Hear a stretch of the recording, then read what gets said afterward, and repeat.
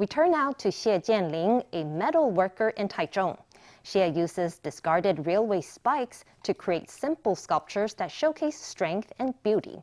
Each sculpture is a label of love with the ultimate goal of celebrating Taiwan's railway system. These railroad spikes don't look like much, but this Taichung man can turn them into striking works of art. It's hard and wrought of iron. It's very difficult to turn such a thing into something that's alive. The steel spikes can become little steel figures in various postures.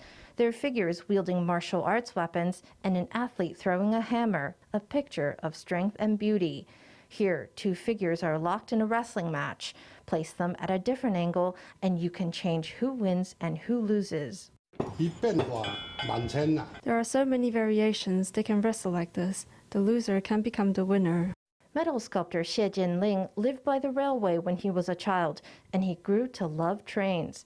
Every day, the whistling of the trains as they passed served as a trusty alarm clock.